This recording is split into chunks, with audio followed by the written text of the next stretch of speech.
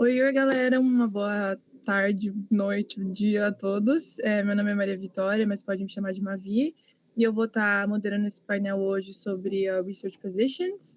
Eu sou Events Chair na Balsa, a gente está tentando fazer bastante eventos coordenando com a timeline, né, de aplicações para bolsas, para programas, então fiquem ligados para os próximos eventos.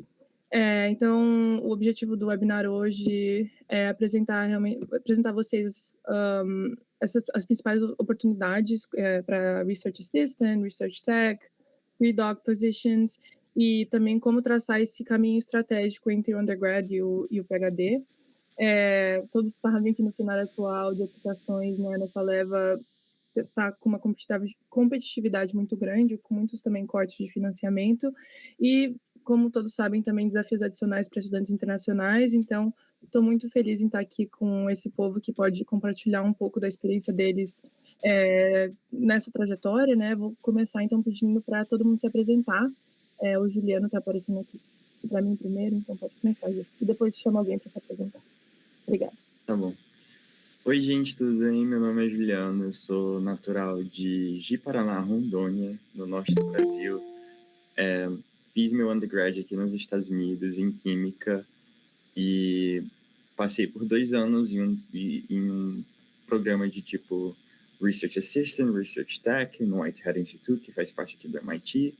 E agora eu sou doutorando aqui no programa conjunto de Harvard e MIT para Medical Engineering. Alexia. Oi, gente, tudo bem? Meu nome é Alexia. Eu atualmente sou Research Technician em um laboratório no Dana-Farber, mas o meu laboratório ele é dividido entre o Dana-Farber e o Broad, então o Broad Institute. Eu sou originalmente de São Paulo, mas eu fiz minha graduação em Londres, então me formei pela UCL, e aí hoje em dia moro aqui em Boston, trabalhando no Dana-Farber. Diogo, você? Oi, gente, boa noite. Meu nome é Diogo. Eu fiz meu undergrad em Harvard, eu estudei física, mas hoje em dia eu sou Research Assistant no Max Planck Institute for Biology of Aging. E eu estou fazendo meu post-bachelor lá por 2 anos e pretendo continuar a seguir para o PhD depois disso. Isabelle? Oi, gente, meu nome é Isabelle, eu sou de BH, primeiro de tudo, eu formei em Biomedical Sciences na Quinnipiac, em Connecticut, e atualmente eu sou também uma Research Tech no Koch Institute for Integrative Cancer Research, do MIT também, e como todos, também estou no meu caminho para daqui a um ano e meio também, partir para o meu PhD.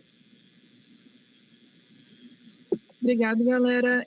Eu estou aqui em Tufts, sou Junior Undergrad em Engenharia Biomédica, e como todos aqui eu passei, estou agora, inclusive, em Boston.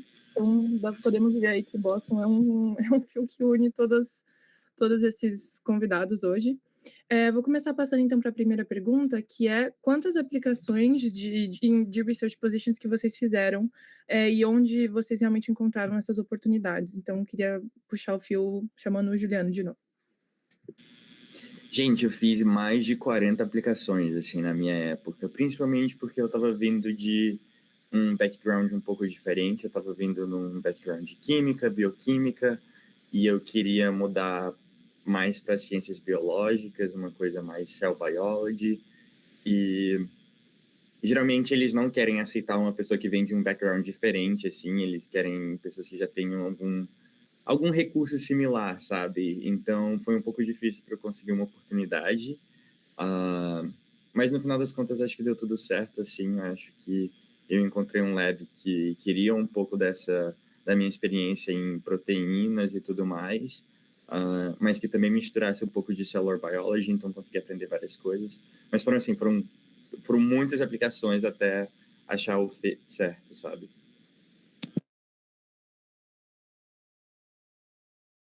Acho que podemos passar para você, Alex. Então, eu apliquei para pouquíssimas posições, tipo, diretamente, assim, com institutos, e nenhuma das applications que eu fiz para lugares diretos deu certo. eu consegui a minha posição por meio de networking, então, na verdade, foi uma posição que eu consegui por causa da Balsa, que foi muito legal. O André, que é uma pessoa muito querida da Balsa, trabalhava no meu laboratório, o Griffin Lab, e eu entrei em contato com ele para conversar sobre o fato de que eu queria muito me mudar para Boston, depois que eu tivesse me formado. E ele ficou tipo, me passa seu CV, eu vou conversar com o meu chefe. Foi assim que eu consegui a minha posição. Então, uma experiência um pouquinho mais diferente, né, na do Juliano, mas, não sei, a posição em si ela não funcionou muito para mim, muito porque eu acho que eu tava por fora, né, tipo, eu tava estudando em Londres, então eu era um perfil relativamente diferente, assim, nesse sentido com a minha faculdade, então eu fui por um meio um pouco mais direto, assim, tipo, cold emailing as pessoas, e foi assim que eu consegui a minha posição.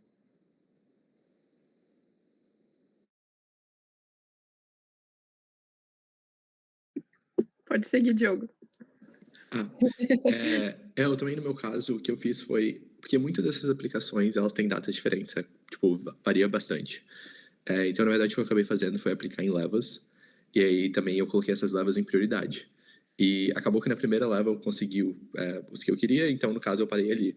Mas eu lembro também que teve um problema aqui no meu ano, que foi ano passado, quando eu estava aplicando. Uma dessas aplicações fechou, na verdade, ela acabou no meio, eu mandei minha aplicação, mas o que eles estavam revisando essa aplicação foi no Buck Institute, eles fecharam um programa porque eles não tinham mais funding. Porque como é um instituto que é funded pelo governo, eles não tinham mais o funding para fazer aquele programa. Então acabaram que tipo, tinha 2 programas de Post-Bachelor Experience, eles reduziram para 1, e então a aplicação ficou sobrando assim. Então eu acho que a instabilidade começou aí, né?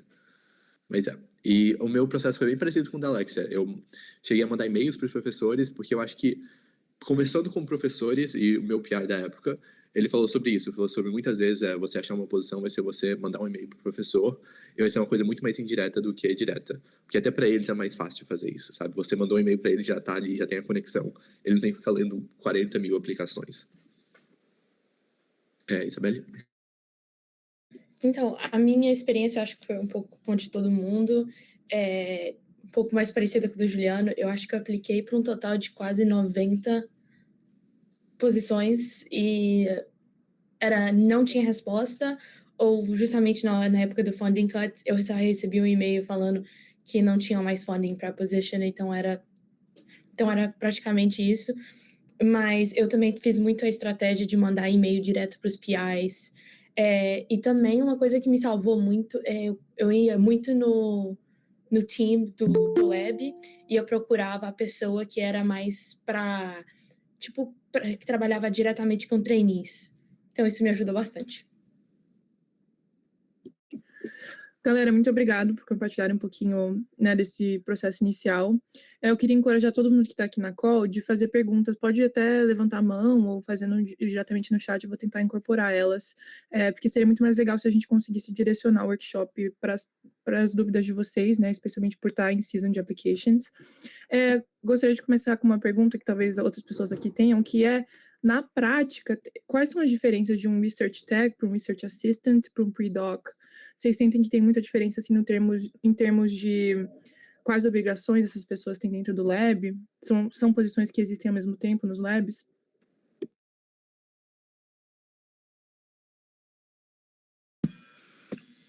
Posso começar com isso, então? Na minha opinião, acho que depende muito do laboratório, assim, depende muito da cultura do laboratório. Tem laboratórios que são gigantes, em que research technicians só conseguem, não tem uma responsabilidade mais broad, sabe, mais aberta, e geralmente tem certas funções já pré-definidas que eles têm que fazer. Laboratórios pequenos tendem a ter uma capacidade de dar mais oportunidade para o Research Tech, na minha opinião. Mas eu acho que isso depende da cultura do laboratório. Eu acho que isso é só uma trend, assim, não é verdade para todos os laboratórios. Mas é isso geralmente que eu vejo, assim. Eu concordo. Eu acho que... Eu vou falar pela minha experiência, tipo, a experiência que eu tive com o meu chefe. ele trabalha com uma técnica que é uma técnica que eu nunca fiz, tipo, durante meu undergrad, então por mais que eu tinha experiência em lab, eu não sabia fazer o sequenciamento que eles fazem aqui. Então, a expectativa era que eu ia vir e eu ia passar os meus primeiros meses aprendendo a técnica e aperfeiçoando, assim, esse skill. E para fazer isso, eu basicamente fui jogada em vários trabalhos diferentes, trabalhando com essa mesma técnica, e eu sou uma máquina de produção de dados, tipo, eu só produzo os dados. Mas com isso você vai não só pegando, né, a técnica em si, mas vai também aprendendo vários contextos diferentes em que você pode usar essa técnica, tipo, por que você faz o experimento desse jeito, né, para projeto tal, e é diferente do outro projeto que você tá trabalhando e fazendo. E aí, ao longo do tempo, você vai adquirindo mais independência, né, tipo, como cientista, para talvez aplicar o seu próprio projeto, se você tiver a oportunidade dentro do seu laboratório. E aí eu concordo com o Juliano que isso realmente vai depender do seu PI, tipo, é muito cultura de lab, se eles deixam research technician ou assistente, tipo, liderar o próprio projeto. Mas eu acho que a maioria das pessoas com quem eu converso tem a oportunidade de fazer alguma coisa assim parecida, mas eu não sei se é porque a maioria das pessoas que eu converso são pessoas aqui em Boston. Então, eu não sei se é uma coisa do lugar específico ou se estende só para a cultura de ciência, mas... Eu concordo, tipo assim, acho que a experiência varia bastante de laboratório para laboratório, porque igual o Juliano falou e a Alex falou, depende muito também do tamanho do laboratório. Tipo, em Boston tem laboratório que vai de 10 pessoas a 200 pessoas, sabe? Então, realmente é um pouco mais complicado isso.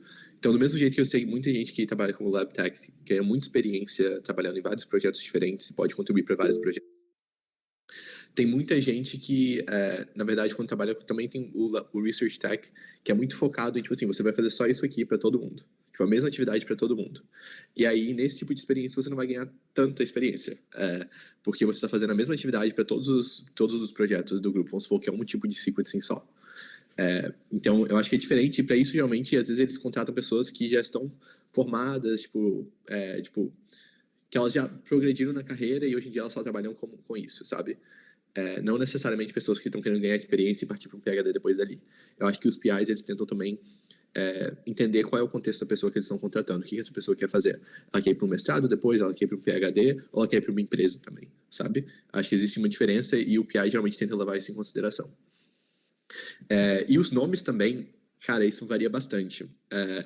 Eu acho que em alguns lugares chamam de Research Assistant, outros lugares chamam tipo de Intern, outros lugares chamam de Pre-Doc, outros lugares chamam de Post-Bachelorate, que é a mesma coisa, né?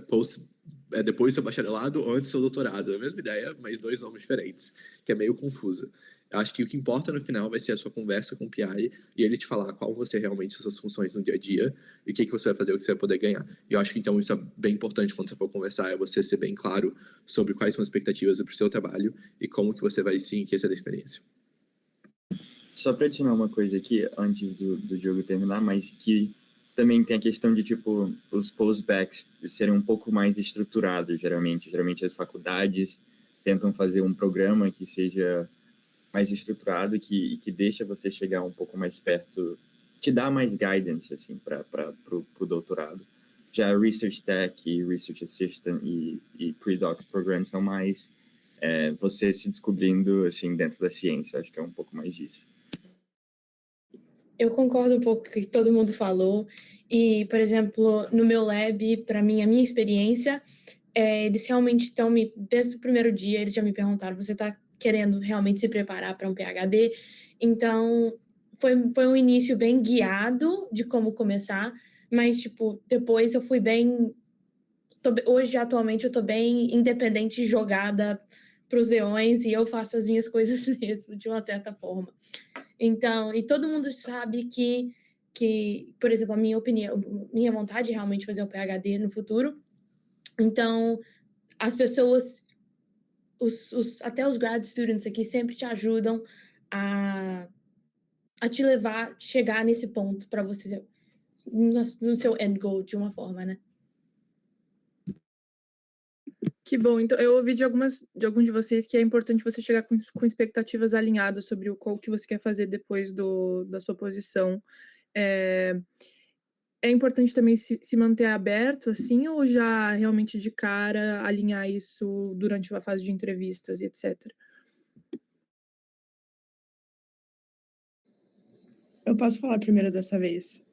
Eu fui bem aberta no começo, tipo, eu falei logo de cara, eu quero fazer um PhD, e eu acho que isso foi importante para deixar clara a expectativa de quanto tempo eu iria trabalhar nesse laboratório, e isso é importante por uma questão de logística, por uma questão de funding, tipo, talvez se eles achassem que eles tivessem que me contratar por mais tempo, a sua posição de funding talvez seria diferente, então isso é um aspecto positivo, de ser honesto nesse sincero. O que eu acho que é importante você manter uma cabeça aberta, talvez seja sobre o tipo de programa de doutorado que você gostaria de aplicar, ou tipo, o tipo de projeto que você tem que fazer dentro desse laboratório para ser bom, tipo, para o seu PhD, para o seu application, assim, essas coisas. Tipo, acho que é legal ter uma mente aberta a isso, porque o ponto, né, dos seus 2 anos, ou o ponto da sua posição é você aprender. E para você poder fazer isso, você tem que estar aberto, né, a vários tópicos diferentes, experimentos diferentes, coisas que você talvez pensou, tipo, putz, não quero fazer isso. Faz do mesmo jeito. Então, é legal ser honesto por uma questão de, né, alinhar essa expectativa, por uma questão do funding também, né, para eles poderem estruturar a sua posição de um jeito que faz sentido com os seus goals, mas também ser aberto, tipo, às sugestões que seu PI tem sobre as coisas que você também deveria fazer. Eu concordo totalmente com a Alexia. Nas minhas 2 fases de entrevista que eu tive, foi uma pergunta bem clara deles, qual eram os meus planos daqui para frente, e se eu podia ficar pelo menos no mínimo de 2 anos, porque o projeto que a gente tem um fund para o projeto que a gente está fazendo, e ele tem que ser cumprido, né? Eles não querem alguém que vai largar o barco no meio do programa, ou que também vai largar, e eles precisam de tempo para te treinar de uma forma ou outra. Então, eles não querem perder tempo te treinando para você sair bem rápido. Como o foco principal desse workshop é sobre research positions, eu vou tentar chegar a perguntas adjacentes, talvez se sobrar tempo no final, mas por hora vamos focar nesse tópico. Então tem uma pergunta aqui da Ana Clara falando um pouco sobre como vender seu peixe, né, durante as etapas de aplicação, que muitos labs esperam que você já tenha experiências específicas, né, dentro dali daquela área. E eu também queria reforçar essa pergunta, especialmente para candidatos que vêm de backgrounds diferentes, assim, né, que não são, sei lá, rich schools e etc. O que diferencia um candidato forte se você não tem experiência tão específica dentro do que eles estão pedindo? Como que você demonstra esse seu potencial durante a fase de aplicações? Eu posso ir primeiro. Eu acho que quando eu apliquei para essas questões, igual eu falei, eu venho de uma experiência de física. Eu fiz física para o meu curso durante a faculdade. Então, algumas coisas que eu tinha que deixar claro era interesse. Eu acho que você tem que realmente, mesmo se você não tiver experiência de laboratório, eu tinha uma experiência de laboratório, mas ainda assim era importante eu demonstrar que, mesmo que o meu projeto hoje em dia é de uma área diferente daquela que eu estava fazendo durante o bacharelado. Então, eu tinha que mostrar para eles que eu estava fazendo essa mudança, mas porque eu estava interessado, e mesmo não sabendo da área, eu tinha razões concretas porque eu estava mudando para aquela área, porque eu queria aprender aquele novo modelo. Por exemplo, eu estava trabalhando com células, eu comecei a trabalhar agora com C. elegans. Então, por que você faria essa mudança, sabe? Por que você não escolheu aprofundar, talvez, nas células? Ou por que essa experiência vai ser valiosa para você?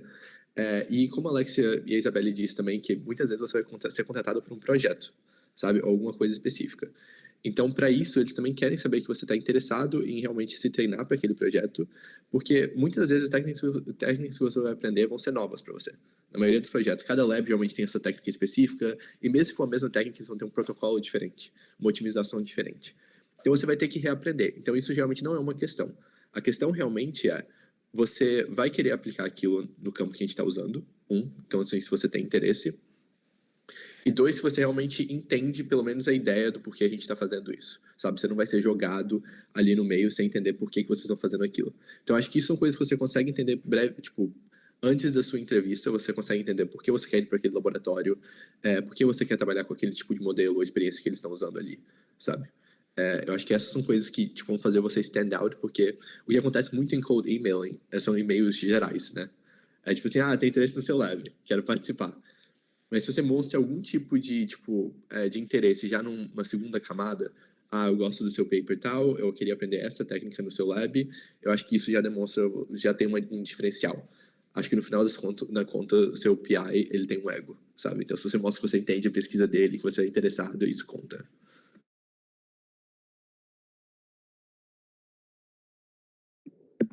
Alguém quer adicionar? Pode falar, Isa. Pode falar, Isa, você abriu o microfone. Ou Alexa, enfim. Eu abri agora, eu tenho um ponto para falar. Eu recebi, depois que eu entrei pro meu laboratório, tipo, depois que eu fiquei amiga, né, das pessoas que trabalhavam comigo, eles me falaram que a razão por que eu ganhei a minha posição foi por causa do meu entusiasmo. Então, tipo, obviamente, né, eles vão olhar o seu CV para ver as suas experiências, mas o meu laboratório trabalha com genética, principalmente, e câncer. E durante o meu undergrad, eu fiz imunologia e dentro disso é só doença autoimune. Então, todas essas partes que meu laboratório trabalhavam eram relativamente novas para mim. Eu nunca tinha trabalhado com pesquisa sobre isso. Então, por mais que as minhas experiências contavam uma história de alguém que conseguia aprender uma técnica rápido, que tinha aptitude, né, por biologia, coisas assim, o que ganhou, assim, né, o coração das pessoas com quem eu trabalho foi o fato de que eu gostava das coisas que eles estavam me falando, eu demonstrava interesse, fui carismática, entre aspas, né, tipo, nas entrevistas desse jeito. Então, acho que vale lembrar que quando a gente está tentando vender nosso peixe, o que a gente precisa lembrar é que, como o Diogo falou, também é uma questão de ego. Tipo, é uma questão de você saber se portar, né, na frente das pessoas e saber fazer com que elas se sintam importantes, com que os projetos que você vai trabalhar pareçam ser legais. Então, 50% é você, 50% é o jeito que você fala, né, da pesquisa deles e das coisas que eles fazem. Perfeito. Alguém quer adicionar mais alguma coisa nesse ponto? Tá, obrigado, gente. Nossa, realmente incrível esse webinar, assim, que bom que eu estou aqui moderando para todo mundo, mas também ouvindo essas dicas. Queria falar um pouco, então, vocês mencionaram no início da introdução que muitas vezes aplicaram pelo processo em si, né, pelo portal, enfim, mas também como você pode usar as suas conexões. Então, acho que a Alexia falou um pouco mais deste networking, né, que ela teve também através da Balsa. Como que você pode usar essas conexões com professores, com alumni, com labs anteriores, até mesmo com RAs que estão atualmente no lab que você quer trabalhar para maximizar a sua chance de ser aceito? E, assim, vindo de vocês como RAs agora e Research Techs também, como que é a melhor forma de approach vocês, assim, uma pessoa que está querendo entrar no seu lab?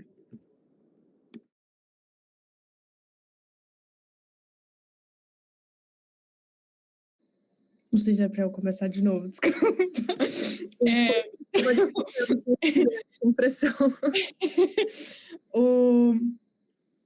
Então, o meu networking, ele foi pela Balsa, mas também, por mais que as respostas que eu tive foram negativas no sentido de, tipo, os PIs que eu mandei, tipo, cold email, ficaram, tipo, eu não tenho... Eu procurava labs que eu achava que tinham uma ideia legal, e aí eu mandava um e-mail com uma pergunta bem direta, perguntando, tipo, eu tô vendo que você tem, tipo, 2 research assistants, alguém vai transicionar para uma posição de PhD e eu posso, tipo, preencher o lugar dessa pessoa. Tipo, era bem exata, assim, com meio que desenhando, tipo, por que eu achava que teria oportunidade no lab deles, tipo, pra me incluir. E vários, assim, responderam, mas quanto mais pessoal conexão ao lab que você está tentando entrar, o melhor. Então, tipo, eu fui muito sortuda que um postdoc resolveu que ele queria que eu entrasse para o lab, e aí ele fez, né, uma coisa muito querida, que foi conversar, né, com o meu chefe, tipo, mostrar o e-mail que eu mandei e ficar, tipo, responde isso aqui. Então, mandar e-mails para o PI é uma boa ideia, mas eu acho que a Isabelle mencionou esse ponto também, de entrar em contato com as pessoas que estão embaixo do PI, que seriam as pessoas que seriam mais seu mentor, tipo, dia a dia, porque elas podem ajudar super a fazer essa ponte entre você e o PI. continuando o que a Alexia acabou de falar, por exemplo, de novo, vai variar de lab para lab, mas o meu é um lab um pouco maior, então a minha PI, de uma forma, a gente conhece, pra gente que é tech, ela é untouchable, né? A gente não encosta nela. Então, acho sempre legal procurar as pessoas do time administrativo que estão logo abaixo dela, ou até um research specialist também. Eu já recebi e-mails de pessoas que viram meu perfil no site e vieram diretamente a mim. Então, acho que é até uma boa oportunidade também de entrar em contato com os grad students e, sabe, fazer um tipo de scouting para ver como é que está a situação do lab. É um pouco de você entrevistar o lab também.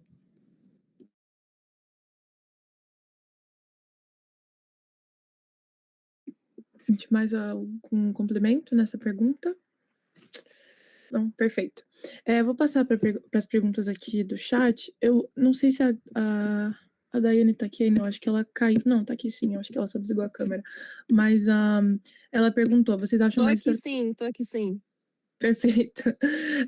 Então, Daiane, quer fazer sua pergunta, Daiane? Pode ser também. Não, pode fazer.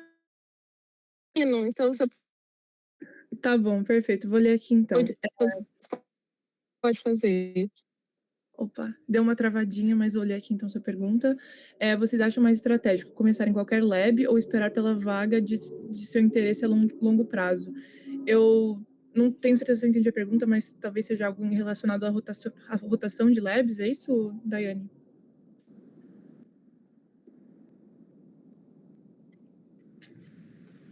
Então, é porque às vezes parece não tem muito seu interesse, mas você gostaria de experiência. Você acha que é melhor esperar, não pegar essa experiência? Uhum, tá. Então algo que realmente esteja super dentro da sua área, algo só para aumentar o seu leque de experiências, né, de laboratório. Tá, perfeito. Se tiver algum complemento, pode colocar no chat também, mas podem responder. Eu posso começar com essa. Eu acho que depende muito, de novo, das suas decisões a longo prazo. Se você quer ir para um PhD e você quer montar algum tipo de portfólio de experiência específica em uma área que você vai aplicar para um PhD específico, igual existe PhD de biologia, mas também existe um PhD de imunologia, sabe? Então, talvez você queira montar um portfólio naquela área. Então, talvez nessa questão, eu acho que seria mais interessante você esperar por um lab que seja dentro dessa área específica que você quer trabalhar. Porém, a gente tem que lembrar que o PhD em si já é um time commitment, gigante, né?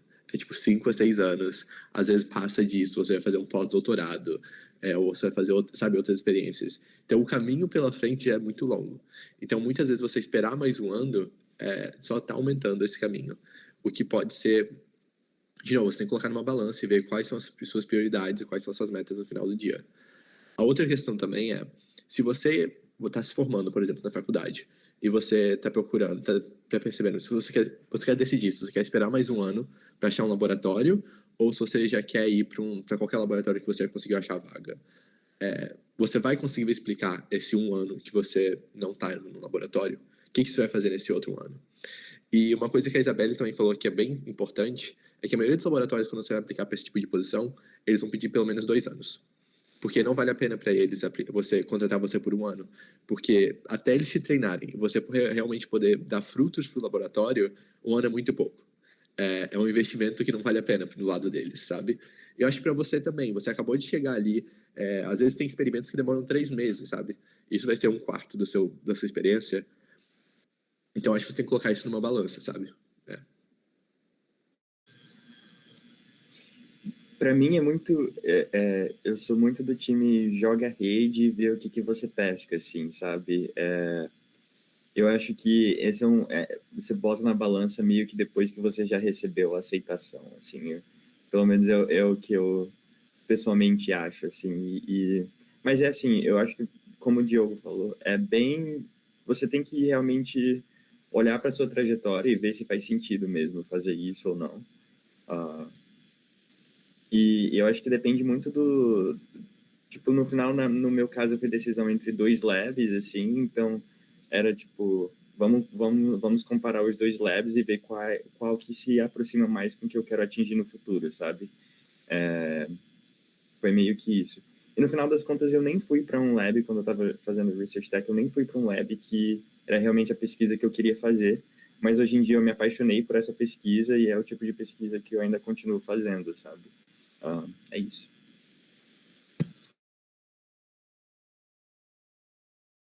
Eu acho que também varia um pouco, muito da situação que você tá, porque para mim, por exemplo, o meu tempo de ficar desempregada do OPT já estava acabando. Então, eu fui aplicando para o que tinha pela frente. E acabou que a posição que eu recebi tinha a ver muito com o que eu tinha feito nos últimos, praticamente dos 2 labs que eu tive um pouco mais de entrevista, foram coisas que eu tive mais, que eu já tinha experiência vindo de outros labs que eu participei, mas também vale muito do momento que você tá. Perfeito. Gostei muito dessa analogia de jogar a rede, né, e ver essa política de jogar a rede e ver o que você pega. E também, querendo ou não, quando você vai recebendo essas entrevistas e vai avançando nos processos, é um treino, né, para você conseguir a sua posição. Então, só de você estar ali fazendo entrevista, de sentir como que é, tá cara a cara, né, com o PI, com outras pessoas te fazendo perguntas técnicas, etc. Acho que isso ajuda muito. E também para sentir o ar, né, tipo, se você está passando para fases finais de vários labs, isso é uma coisa muito positiva, né? Significa que você está no caminho certo. Então, acho que também tem um pouco desse lado. Vou passar para a pergunta da Giovana. Quais recursos da faculdade foram mais úteis na busca por uma vaga de pesquisa? E olhando para trás, o que vocês teriam feito diferente ou aproveitado melhor no undergrad, sabendo o que sabem hoje?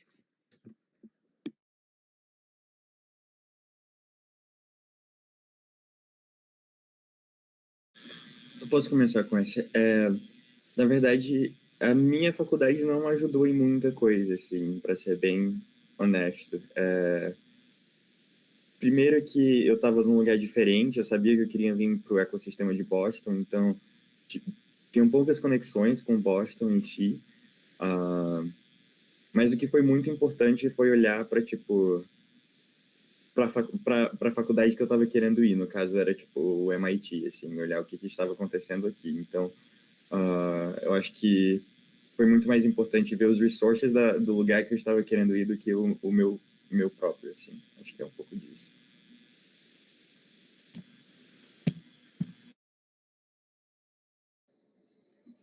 Eu posso falar. Eu vi que alguém no chat perguntou especificamente sobre a UCL. Obrigado pela pergunta. Eu vou ser sincera, tipo, eu acho que a UCL oferecia ajuda em questão a, tipo, escrever currículo, tinha webinar, assim, que eu já fui em algumas vezes, mas eu acho que a coisa que mais me ajudou, que eu tirei da minha faculdade, que não tem nada a ver com o instituto em si, é os mentores que você tem. Tipo, as pessoas que você tem acesso nesse sentido. Esse, na minha opinião, é o melhor recurso que você tem em qualquer faculdade que você tiver.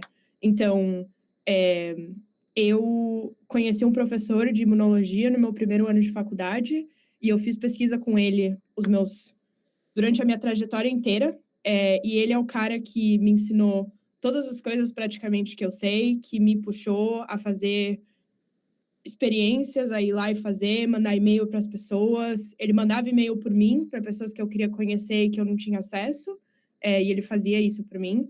Então, isso foi, sinceramente, um grande presente, assim, que a UCL me deu. Tanto que eu fiz a minha tese com ele e foi um projeto ridículo do tanto de coisa, assim, que a gente entuchou no projeto, porque eu já conhecia ele me conhecia e ele só ficou, tipo, vai lá no laboratório e faz o que você quer.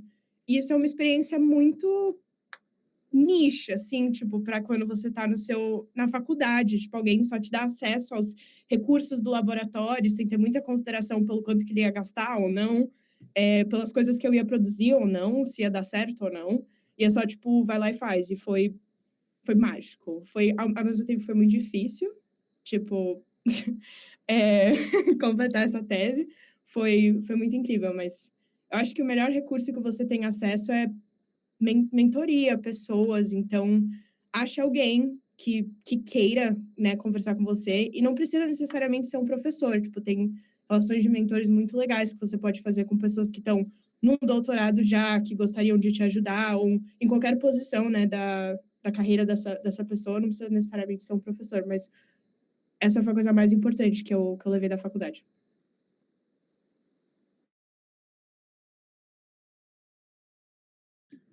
Perfeito, galera. Ah, eu ia falar outro recurso, assim, só adicionando. Acho que no geral vai ser professores. É igual a Alexia falou sobre a questão de mentoria, mas também se você está mandando e-mail para professores, eu acho que é muito interessante você perguntar a um professor para saber o que ele acharia de receber esse e-mail, sabe? Professores, todos os seus professores, eles também recebem e-mails de pessoas interessadas.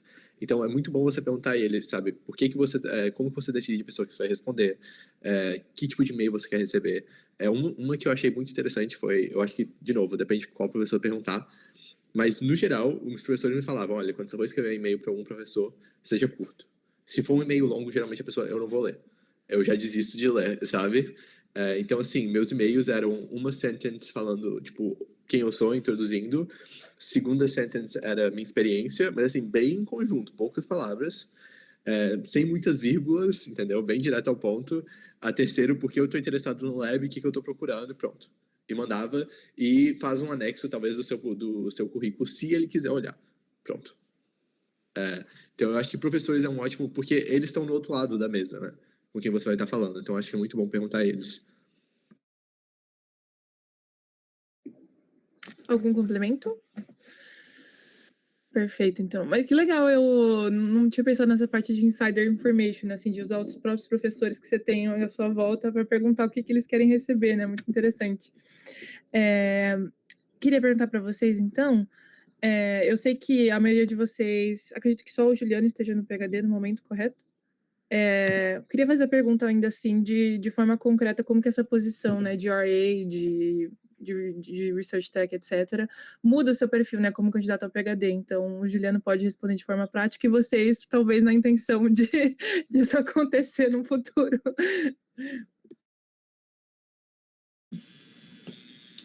Eu acho que tem dois tipos de perfis, assim, quando se fala de Research Tech. Tem um perfil de, tipo, uma pessoa que mudou de field e tipo, tá fazendo algo diferente do que ela estava fazendo no undergrad e o pessoal que está analisando o seu doutorado vai entender isso. Mas também tem um tipo de pessoa que continua uma pesquisa que estava fazendo no undergrad. E dependendo desses dois, eu acho que os pesos são um pouco diferentes, assim, porque você passou mais de 2 anos fazendo uma pesquisa que talvez está adicionando a sua pesquisa do undergrad ou algo do tipo, assim. Eu diria que, em geral, o processo de Research Tech, ele te catalisa se você realmente quer fazer um doutorado, mas eles também vão estar esperando mais de você, assim, eles vão estar esperando um pouco mais de maturidade, de entender o que você vai querer fazer durante o seu doutorado, porque você já passou 2 anos dentro de um laboratório full time, sabe? Então, eles vão esperar essas características um pouco mais maduras durante o processo de entrevista do doutorado.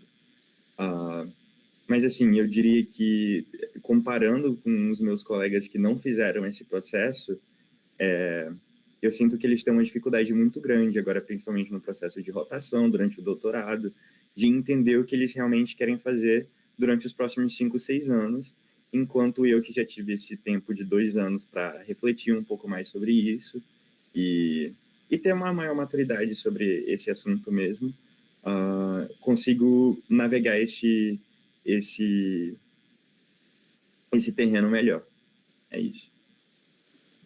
Queria convidar vocês a incluírem também essa parte de expectativa, né? Qual que é a expectativa que um comitê de admissão tem para alguém que terminou um RA agora, para quem está saindo direto de undergrad e indo para quem fez mestrado, etc. Como que isso varia, igual o Juliano pontuou?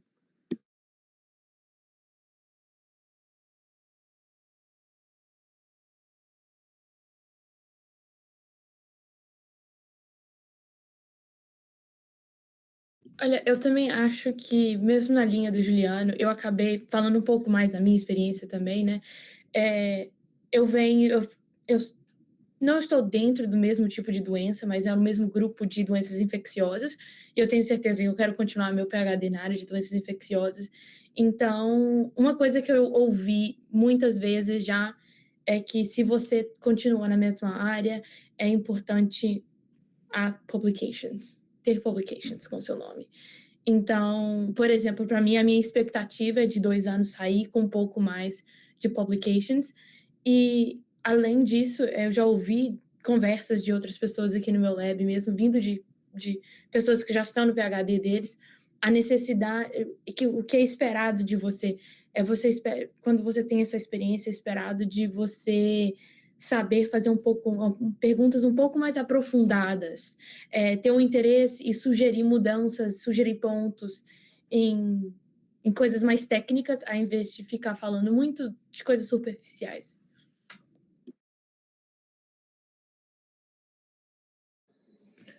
Eu acho que...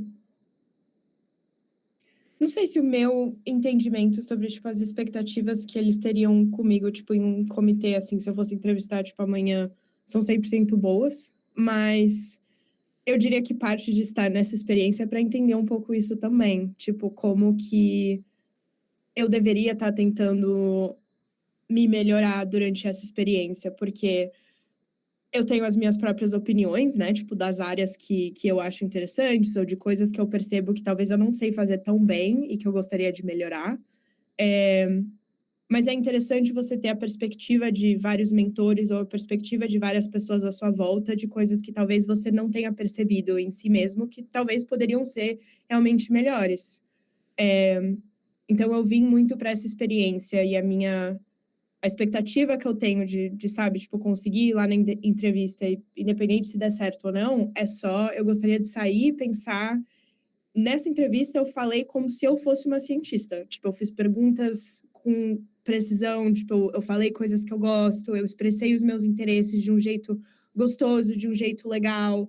Tipo, eu gostaria de ter uma conversa ali durante a minha entrevista que me dá um êxito, assim, né? Tipo, um prazer de, tipo, falar, pô, eu realmente vou ser cientista. Tipo, se isso der certo, eu vou sair desse processo sendo cientista. Então, acho que eu trilho muito do meu caminho como Research Assistant pensando nisso. E espero eu que esse caminho me leve também a receber uma posição. Mas essa é a expectativa que eu tenho. Só no momento penso na entrevista. E aí, o que acontecer depois é... é isso. Eu acho que, assim, de novo, eu acho que tá todo mundo aqui, exceto o Juliano, pensando nas deadlines que estão approaching, né, no final do ano.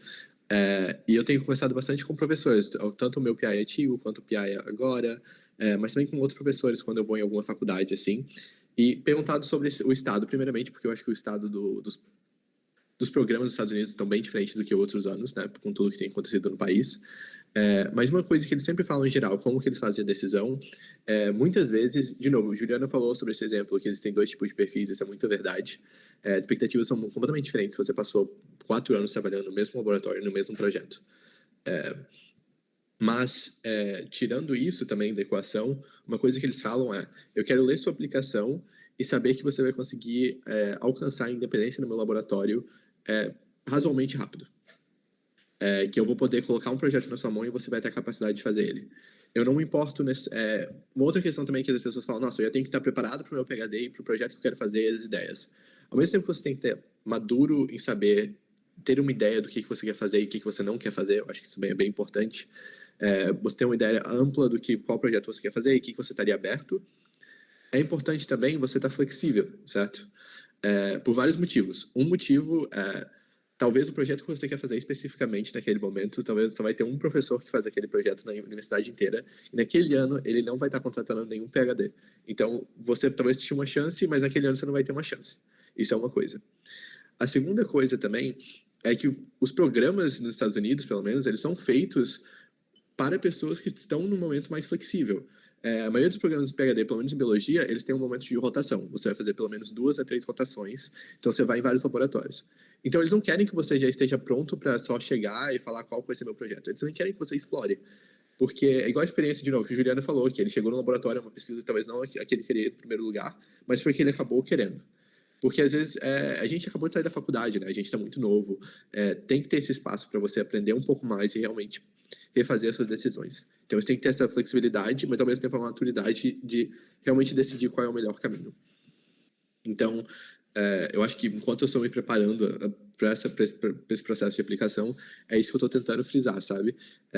Eu estou aprendendo realmente a me tornar um cientista, como a Alexia falou. Eu sei pensar independente, eu sei resolver um problema quando eu tenho um pequeno obstáculo ali no meu projeto. Eu estou podendo, eu tenho conversas com meu PI que são interessantes, sabe? Eu estou dando algum tipo de...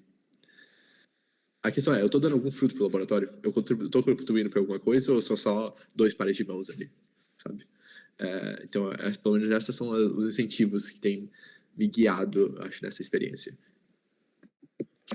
Gente, eu acho que vocês estão sendo muito modestos, que vocês são cientistas com muito, assim, brilho nos olhos e que, com certeza, muitas das pessoas que estão aqui se inspiram na trajetória incrível de vocês. O que a Alexia e a Isa pontuaram de saber perguntar, né, e saber aprofundar suas perguntas, eles têm uma expectativa maior, como vocês por já estar dentro desse ambiente, né, de pesquisa muito interessante. Então, puxando dessa pergunta, especialmente na questão que a Isa falou de que você já é esperado que você tenha publicado, pelo menos, se você continuar na mesma área, né, queria perguntar para vocês se vocês tiveram ou estão no caminho de ter a oportunidade de publicar, de apresentar em lab meetings e em conferências, e também de desenvolver essa parte que o Diogo falou um pouco da independência, né, científica, de pensar por conta própria, de conseguir design os seus próprios experimentos, de conseguir pedir reagente, etc. Várias coisas assim que levam para essa independência na hora de pensar, né, dentro do rigor e do método científico.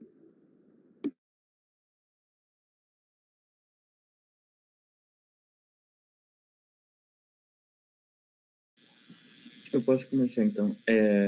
Durante o meu Research Tech, eu tive 2 papers que não foram publicados ainda, mas foram publicados no bioRxiv, que é tipo uma pré-publication, assim. Então, eles esperam que você vai ter esse paper em algum jornal em algum momento. E também participei de 2 conferências, incluindo uma como speaker. Assim. Então, acho que essas 2 coisas foram extremamente, assim, me ajudaram bastante durante o processo de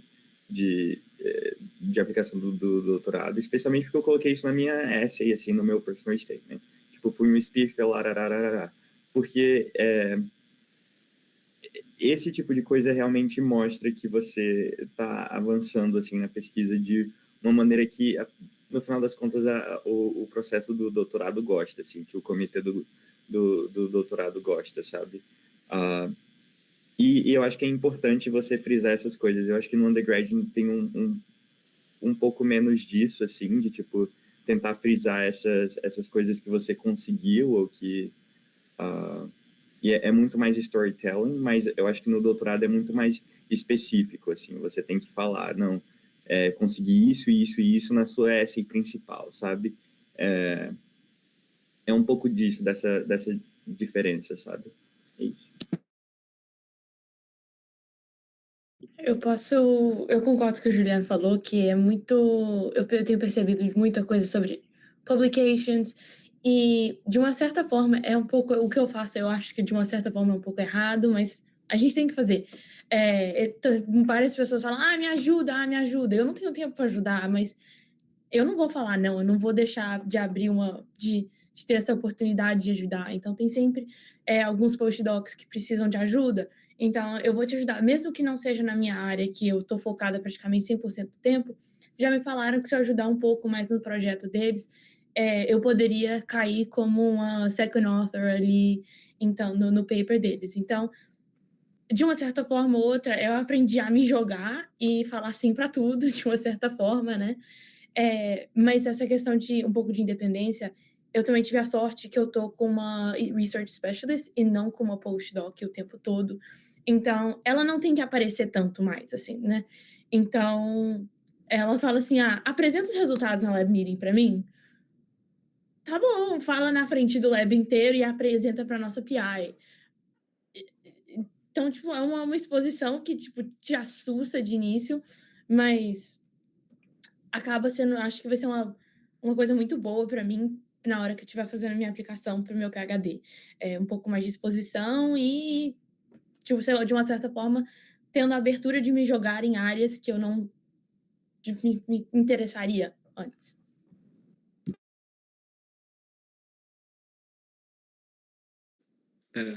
Eu acho que, de novo, eu acho que depende muito da experiência que você vai ter no seu post-bachelor para pensar sobre publication, porque a minha experiência no undergraduate, a pesquisa que eu fiz, ela possivelmente tem um pouco de patente envolvida, então eu não espero publicação em nenhum tempo próximo. Então, realmente, é um peso ali, sabe? Do outro lado, agora que eu estou fazendo essa experiência, o professor me entregou 2 projetos from scratch, só hipóteses, e eu tenho que formar os 2 projetos, e aí basicamente, a gente está testando 2 hipóteses, dentro qual vai se tornar realmente um projeto, e aí uma delas vai ser meu projeto de verdade, que eu só continuo com ele. Depois que a gente viu os resultados, então agora foi isso que aconteceu, a gente fez os resultados preliminares assim, e agora eu tenho um projeto que eu estou levantando, tipo, do chão. Então, de novo, também não vejo isso sendo publicado antes de dezembro. Então, pelo menos para mim, o que eu estou focando não vai ser necessariamente publicação.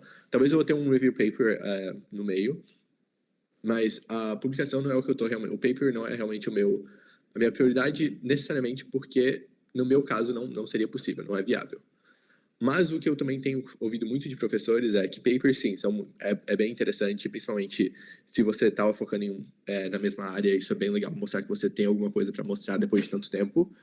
Mas o que importa também muito na sua aplicação vai ser Letters of Recommendation.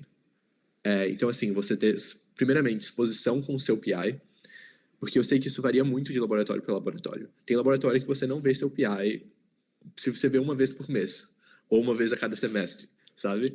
Mas também, eu acho que é muito importante você make sure que você tem FaceTime com o seu PI, que ele sabe quem você é, que ele sabe o que você está fazendo, porque ele vai escrever a sua letter. E o nível da letter realmente vai ser muito importante, porque pensa assim, pensa você tá numa rodinha de seus amigos, vocês estão conversando sobre alguém. Não importa muito o que você viu no Instagram sobre a pessoa ou LinkedIn. O que vai importar vai ser o que o seu amigo te falou sobre isso. E a Letter of Rec é muito isso. É uma pessoa do seu campo que está na mesma fase da carreira que você, que é um professor também, uma pessoa que faz as mesmas coisas que você, e ela está te falando sobre isso. Então não é só o fulaninho da esquina que está falando sobre aquela pessoa, está dando uma opinião. É uma pessoa com o mesmo background que você, de certa forma, alinhado com você. Então isso é muito importante. Então você mostrar para o seu... Então, assim, quando o meu professor fala, por que você não testa esse experimento? Mesmo que na minha cabeça eu fale assim, nossa, eu acho que esse experimento não vai dar nada, mas eu tenho que fazer, né? Eu tenho que mostrar aquela ação. Então, eu acho que é isso, é você ver o que vai ser realmente razoável na sua experiência e você vai atrás daquilo. Igual a Isabelle falou, nela ela tem uma chance de ter um second author ali, numa publication. Então, ela tem que ir atrás daquilo. Realmente, às vezes não faz sentido no seu work-life balance, mas vai fazer sentido para sua meta, no final das contas. E eu gostaria de adicionar um ponto nesse do Joe e reforçar a ideia de que Letter of Rec é muito importante, gente. Assim, eu acho que se não fosse a minha Letter of Rec de um dos PIs mais importantes aqui da faculdade, eu não conseguiria ter entrado, assim. E foi porque, tipo, por um acaso, o grupo que eu estava fazia parte de um grupo maior, que tinha um PI grande, e eu tive a oportunidade de apresentar para ele algumas vezes, e assim, fui na cara dura e pedi a Letter of Rec para ele, assim, e assim, eu acho que essa foi uma das grandes coisas que fizeram que eu passasse daquele primeiro momento, assim, onde eu conseguisse uma entrevista para o doutorado. Então, é muito importante que você construa esse networking para Letter of Rec, que você fale com PIs, com professores grandes, que consigam te recomendar, sabe? É isso. Gente, eu sei que alguns de vocês têm limitações de tempo agora, às 6h30, então eu queria convidar, quem puder ficar, por favor, fique um pouquinho mais para responder as perguntas que a gente ainda tem, mas queria convidar vocês, então, para dar um conselho final, assim, para a galera que está aplicando agora para a reposition, especialmente levando em conta, assim, o cenário atual das coisas e da ciência, e agradecer muito, muito, muito o tempo de vocês e de todas as pessoas que estão aqui também assistindo a gente. Obrigada.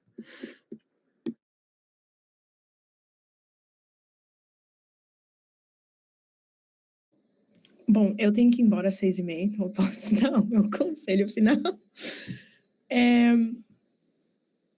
Eu acho que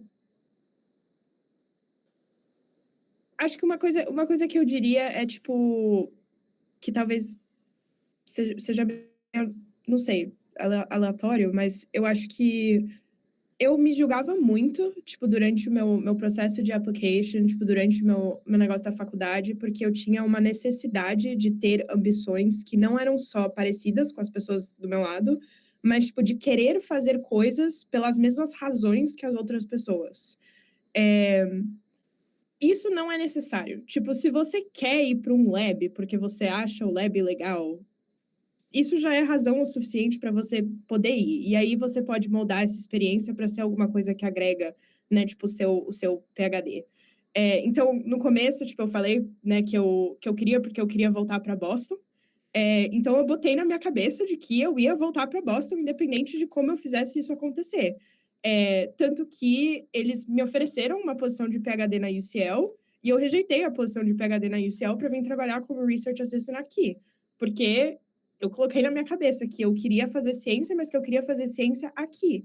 E talvez não seja uma razão sensata, né, para muitos, do tipo, pô, eu já tinha a oportunidade de estar começando o meu PhD, já ter começado tudo isso, mas foi o que fez sentido para mim. E eu queria que eu tivesse tido um pouquinho mais de, não sei, tipo, queria que eu tivesse sido mais querida comigo mesma, tipo, com a minha cabeça no porquê que eu estava fazendo as coisas, porque no final, o que realmente importa são as suas cartas de recomendação e, em cima disso, o jeito que você escreve e o jeito que você conta a história das coisas que você passou. Então, não vai estar escrito no meu, no meu personal statement que eu me mudei para Boston e aceitei essa posição porque eu queria morar em Boston.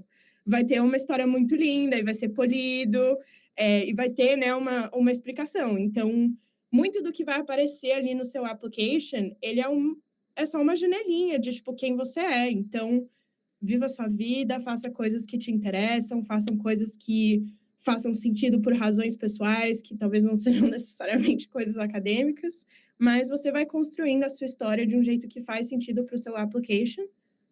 E é isso que importa e é isso que você precisa. Então, com isso, eu me vou. Muito obrigada, Mavi. Muito obrigada a todos os outros participantes e a todo mundo que veio. É isso, gente. Um beijo. E eu vou colocar meu e-mail no chat, caso alguém queira entrar em contato comigo. Posso colocar também no grupo da Balsa. O grupo da Balsa tem meu número, então se alguém quiser entrar em contato comigo depois, à vontade. Perfeito. Alexia, muito obrigada. Achei genial seu conselho final. Tô anotando aqui para mim mesma. Vou passar então a palavra para o Juliano, que também tem que ir. E a gente também tem que ir 6h30. Um conselho final. Eu acho que, assim, a oportunidade de Research Tech realmente mudou a minha... Tchau, Alex. A oportunidade de Research Tech realmente mudou a minha trajetória, assim. No começo eu achava que ia ser meio que um espaço transitório. E realmente foi um espaço transitório, mas que mudou a minha navegação, assim. Eu completamente mudei de pesquisa. Tô fazendo algo completamente diferente do que eu achava que eu ia fazer há 3 anos atrás, assim. E tô apaixonado pelo que eu tô fazendo, sabe? Eu acho que essa é a parte mais importante. Vai descobrindo, assim, vai explorando. São tantas possibilidades e tanta gente boa para você conhecer e conversar e tentar descobrir o que você realmente quer fazer, assim, no futuro. E essas oportunidades transitórias, elas te dão essa safety net, sabe? Essa capacidade acolhedora de te deixar ter essas oportunidades mais abrangentes, assim, no futuro. Então, é isso que eu queria falar, gente. Apliquem para posições. Qualquer coisa, eu vou deixar meu e-mail aqui também, como o da Alex, se quiserem falar comigo, estarei disponível. E é isso, gente. Obrigadão. Obrigada, querido. Tchau, tchau. Acredito que o Diogo também tenha que... Então, gente, aqui é 00:30, né? Até mais. Mas eu acho que, assim, a minha dica para o processo de aplicação eu acho que quando você está passando um processo, é um momento meio estranho. Porque na maioria das vezes você está acabando o seu undergraduate ou alguma fase da sua educação e você já tem que estar pensando, você nem completou e você já tem que estar pensando no seu próximo passo. Então eu acho que é um momento muito, muito denso na sua vida. Eu acho que 1000 coisas estão acontecendo, você tá ali passando por aquela fase, nossa, tô acabando mais uma fase da minha vida, mas já pensando na próxima fase, e aquele sentimento meio, tipo assim, a felicidade que tá acabando, mas a tristeza que tá acabando, sabe? Daquela dualidade. E você tá passando por muita coisa ao mesmo tempo. Então, eu acho que é muito fácil, às vezes, você ficar perdido naquela situação ou perder o foco da big picture. Eu acho que essa seria a minha dica. A minha recomendação, assim, pro processo é realmente tomar um passo para trás e falar assim, o que eu quero a longo prazo, sabe? Fora desse momento aqui que eu quero um emprego, que eu quero ter alguma coisa para fazer depois que eu me formar, o que eu quero a longo prazo, sabe? Quando eu estava decidindo sobre qual posição eu ia, uma delas era no meu campo, era na mesma região, eu não ia ser um processo, eu ia ficar perto dos meus amigos, não ia ser um processo de mudança tão grande. Já outra era na Alemanha, né? Então, assim, tinha toda essa coisa. Mas, ao mesmo tempo, e outra era na mesma área, era na área de Synthetic Biology. E essa é tudo dentro de aging, que é meio que o meu campo que eu me interesso, mas são approaches diferentes, né? Então, eu poderia ter escolhido ficar com o mesmo approach ou ir para outro. E eu acho que tem sido uma experiência muito enriquecedora eu ter ido para outro. Aprender a pensar de outra maneira, sabe? Porque eu acho que cada campo também tem um jeito de address a pergunta científica. Igual, todo mundo já ouviu falar de Systems Biology. Todo mundo já ouviu falar sobre, tipo assim, mas é metabolism. Tipo, outras coisas. São jeitos de pesquisa e de testar teorias completamente diferentes, mesmo estando no mesmo campo da biologia. Então, eu acho que ter mais essa ferramenta na minha mochila me deu... Eu acho que eu me sinto mais confortável hoje, sabe? Para quando eu chegar no PhD e eu quiser mudar, talvez eu tenho uma ideia do que eu quero fazer, mas se eu quiser mudar de projeto, eu me sinto mais preparado para fazer aquilo. Porque eu fiz essa mudança antes e eu soube como navegar aquilo. Como o Juliano disse, é um tempo meio de transição, é um momento, é um espaço transitório. Mas eu acho que a gente pode usar isso, né? Tipo, o que você faria no espaço transitório? Sabe? Acho que também, então, tomar um passo para trás e pensar, tipo assim, qual é a big picture aqui? O que eu quero a longo prazo? É isso. Gente, boa noite. Eu vou deixar meu e-mail aqui também. Tô aberto para perguntas. Meu telefone também tá lá no grupo da Balsa. E boa sorte com tudo, gente. Boa noite, Diogo. Muito obrigada. noite. Nossa Dora Aventureira, explorando experiências. Vou passar a palavra para a Isa, então. Então, eu acho que que eu vou falar um pouco diferente que todo mundo falou. A minha situação que eu passei, como eu disse, eu estava acabando o tempo e eu tive que sair aplicando para tudo coisa. Mas uma coisa que eu faria diferente, se eu tivesse começando agora mesmo, eu ia prestar mais atenção na job description, escrever um pouco mais polido e não sair mandando qualquer coisa para qualquer coisa, porque aí infelizmente, aplicando por esses portais, hoje tem muita coisa de AI, então acaba que você passa despercebido. Mas, por também você ser internacional, você também vai receber muito não por conta disso. E eu lembro no meu primeiro panel com o pessoal internacional lá na minha universidade, o pessoal falou assim, você vai receber muito não, mas não desiste. Então, dessa forma, não fique tão chateado com não.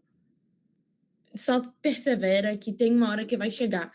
A minha chegou nos 45 do segundo tempo, praticamente, mas é muito importante, eu acho que ser um pouco mais objetivo com as suas aplicações, gastar um pouquinho mais de tempo lendo do que mandando 1000 para ter uma resposta, um percentual de resposta muito baixo, eu acho.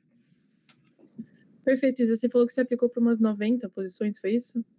Eu tive um documento com todo... Eu tenho até hoje, praticamente uma spreadsheet que eu tinha no Excel com todas as minhas aplicações, links, se eu tinha mandado e-mail para o PI depois da minha aplicação.